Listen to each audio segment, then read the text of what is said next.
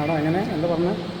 പാരിക്കുഴി വീട്ടിൽ ആനയെ വണ്ടിയിൽ പിടിക്കുന്ന അതായത് പണ്ട് ആനയെ പിടിച്ച് മെരുക്കി ഇവിടെ വിൽക്കുമായിരുന്നു. അപ്പം പാരിക്കുഴി വീഴ്ത്തുന്ന രീതി, അതായത് ആന നടന്നു പോകുന്ന വഴികളിൽ കുഴി പിടിച്ചിട്ട് അതിൻ്റെ മണ്ടയിൽ ചെറിയ കമ്പുകൾ പറക്കി വയ്ക്കും. എന്നിട്ട് ആന അതിൻ്റെ മണ്ടയിൽ തോലൊക്കെ ഒടിച്ചിടും. അപ്പോൾ ആന അറിയാതെ അത് ചവിട്ടുമ്പോൾ താഴോട്ട് പോകും. പിന്നെ അതിന് മറ്റ് സഹായമില്ലാതെ തന്നെ കയറി പോകാനായിട്ട് പറ്റത്തില്ല. അപ്പോൾ ആ രീതിയാണ് കാണിച്ചിരുന്നത്. ഇവിടെ വന്നിട്ട് ആ തടിയെല്ലാം എടുത്ത് മാറ്റിയിട്ട് പൊങ്കിയാനിൻ്റെ സഹായത്തോടു കൂടി കൂട്ടിൽ നിന്ന് എടുക്കുന്ന ഈ കാണിച്ചിരിക്കുന്നത്. പിന്നെ ഈ ഇടത്ത് മരത്തിൽ നിൽക്കുന്നത് പൊങ്കിയാനയാണ്, നടുക്ക് നിൽക്കുന്നത് ഈ കാട്ടാന. അങ്ങനെ നമ്മുടെ താഴത്തെ കൂട്ടി കൊണ്ടുവന്ന് കാണിക്കുന്ന രീതിയാണ് ശരിക്കും ഈ കാണിച്ചിരുന്നത്. അതായത് ഇതിവിടെ നടന്നുകൊണ്ടിരുന്ന രീതിയാണ്. 1977 ആയപ്പോഴത്തേക്കും പൂർണ്ണമായിട്ട് ആനപിടുത്തം നിരോധിച്ചു.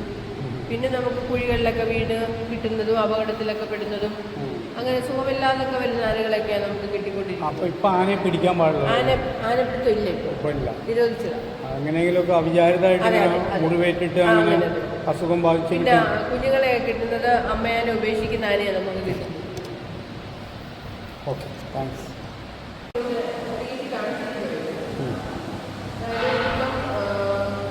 മിഷൻ വാൾ ഉപയോഗിക്കുന്നു ഈ കത്തിക്കൊക്കെ പകരം, ട്രെയിൻ ഉപയോഗിക്കുന്നു ആനയ്ക്ക് പകരം. അപ്പോൾ ആനയെ ഉപയോഗിച്ച് ആനകളൊക്കെ ചെയ്യുന്നത് കുട്ടികളെ കാണിക്കാനായിട്ടാണ്. അതുപോലെ വന്യജീവികളിൽ രക്ഷപ്പെടാനായിട്ട് മരത്തിൻ്റെ പണ്ടേൽ ഇങ്ങനെ ഏഴുമാടങ്ങൾ നിർമ്മിച്ച് അങ്ങനെ ആയിരുന്നു ആളുകൾ താമസിക്കുന്നത് വനത്തിൽ. ഇപ്പം നമുക്കിത് ബാമ്പു കട്ടൊക്കെ നമുക്ക് താമസിക്കാനായിട്ട് നമ്മൾ അടവിയിലൊക്കെ ഉണ്ട് റെൻറ്റിന്. ഒരു ദിവസത്തെ ഒരു 3000 രൂപ നിരക്കിൽ ഇപ്പോൾ ഉണ്ട്. പഴയ കാലത്ത് ഓർമ്മിപ്പിക്കാനായിട്ട് കാണിച്ചിട്ടുണ്ട്.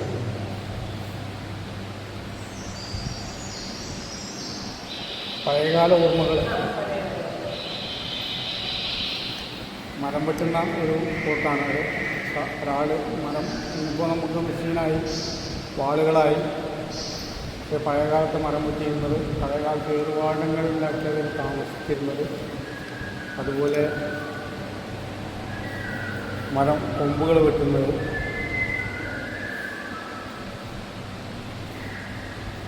വണ്ടിയിൽ കയറ്റി കൊണ്ടുപോകും, ആന വണ്ടിയിലേക്ക് മരം കയറ്റുന്നത്, ആനപ്പുറത്ത് മരം വലിപ്പിക്കുന്നത്, അങ്ങനെയുള്ള കാര്യങ്ങളാണ്.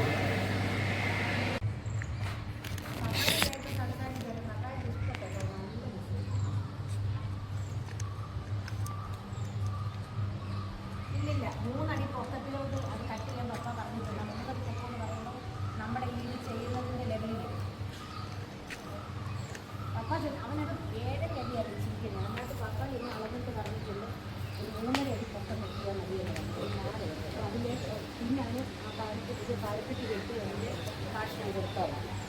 ഇതിൻ്റെ നമുക്ക് അടുക്കളയുടെ വശത്ത് പപ്പ ഇപ്പോൾ പറഞ്ഞ അടുക്കളയുടെ വശത്ത് നമ്മൾ 4 സൈഡ് ഇത് വെക്കുന്നുണ്ട്, കമ്പി വെക്കുന്നുണ്ട്.